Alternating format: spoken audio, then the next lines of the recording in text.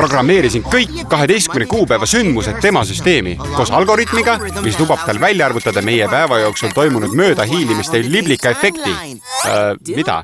Ta suudab ennustada, mis mõju on meie tegevustele enne, kui me midagi teeme. Kuule! Head aega, õnnetust, tere, 5-sõrmelised käed! Kas ei meenuta sulle kedagi? Kedagi, kelle hääl on nagu küüntega üle tahvlit tõmbamine. Ilmselgelt räägin sinu veidrast silmarõõmust. Gwennist. Kas sa kutsusid mind lukku? 2 Gwennist. Ma järjestasin kohvikus parim enne kuupäeva järgi piimapakke, kui kuulsin, et sa vist ütlesid mu nime.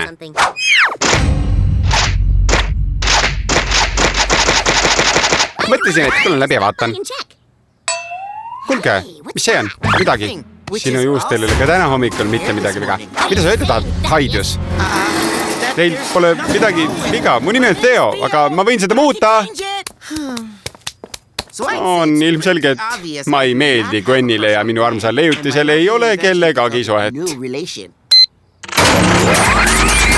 Tere hommikust, Tito. Ma teen selle korda. Proovi ta järgi. Ütle, mida sa teha tahad ja ta arvutab, kuidas seda ilma katastroofita teha. Nii. Tahan, et leegiheitajv maastur lendaks läbi kooli kohvikusse, kus mina leegiheitajatega pitsat küpsetan ning mida ma söön siis, kui ma läbi seina ja mööda lipumasti üles sõidan.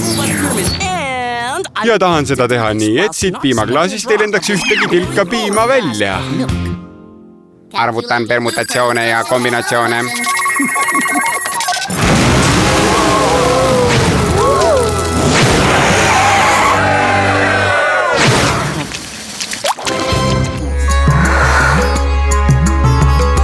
Vaata multikat igavene esmaspäev telekanalis Kids Zone TV.